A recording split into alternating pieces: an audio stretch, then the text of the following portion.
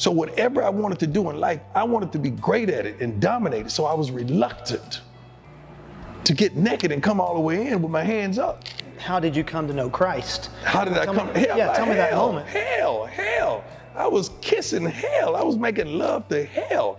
I was adopted by hell. I was going through hell at the height of everything. I was going to hell. I was winning Super Bowls, playing in World Series, doing my thing, but had no peace, no joy. Didn't feel like no one loved me but my kids. The only thing that I felt like was real and authentic and loved me because they the only one who knew me. He just didn't have peace. I mean, he had everything that you would want in life, but he wasn't happy with it. He just didn't have that peace that he wanted. This soliloquy, you could sleep in the bed with 2 and 3 women and nobody's satisfied. You got 100 suits, you can't cover up the pain. You got 300, 400, 500 pairs of shoes, you can't take a step in the right direction. You got 9 or 10 cars in the driveway, you ain't going nowhere. You got a 15,000 square foot house, but you ain't got a home. By the time you get to the bottom, because God is calling you collect, and you do not want to accept the charges because you know it's going to cost you something. So that ringing, that noise in your life that you can't turn it off. You up to bat and you 3 for 4 that night, and you stolen 3 bases, but that ringing is in your ears and in your head, and you cannot turn it off. You go on the football field and you dominate. You breaking up passes, you returning touchdowns, you high stepping, you doing your dance. But after the game, it's ringing, and you can't get this out of your head. So now you just crying out. You're crying out for help, and you began to be suicidal. So you sitting on the bench with the Cincinnati Reds, and you 3 for 4, few stolen bases, and you take a bottle of pills right in front of all your teammates. That's your cry for help, because you can't cry. You know why? I'm the man.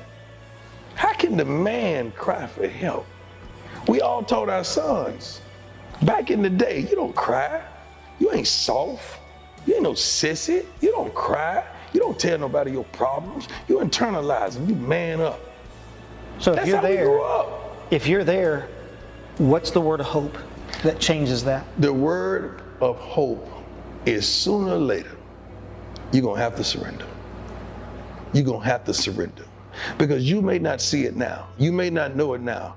But life is so much better if you just surrender.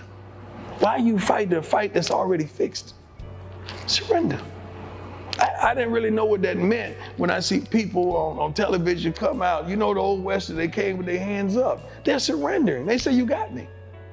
You got me. I'm not fighting no more. You got me. Don't shoot. You got me. And that's how I went to God. And see, I had a moment. That's why nobody can tell me nothing about the gospel of Christ Jesus. Nobody can tell me nothing about who he isn't, because I had a moment right in a room in Cincinnati, Ohio, a condo by myself. When I finally got on my knees that night and I surrendered, I said, Lord, if you here, take me, I'm yours. And the lights that came into that room, the sound and the wind whistling, and it came through that room, and it's like papers was flying, and the light was so bright and radiant that I was just crying out, Lord, take me. And it was so the most beautiful thing I've ever saw. I had a real visitation. So for you, the gospel, accepting the gospel, was a very dramatic moment for you. My life has been dramatic. So how won't that scene been dramatic? You think my life has been mediocre? My life has been dramatic. So how's God gonna come to me? So you've been living prime. God came to you in a prime way. Yes, because he wanted it to be real. Mm-hmm. He wanted me to see the authenticity and the real. And when I tell you he came. God has always spoken to me. And I always knew it was him.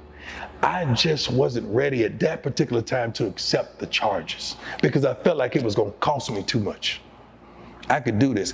I don't have to be perfect. Pastor, I just got to be present. God hadn't called me to be perfect. He called me to be present.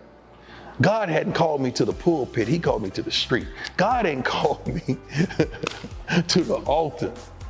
He called me to the field. My ministry is everywhere I am.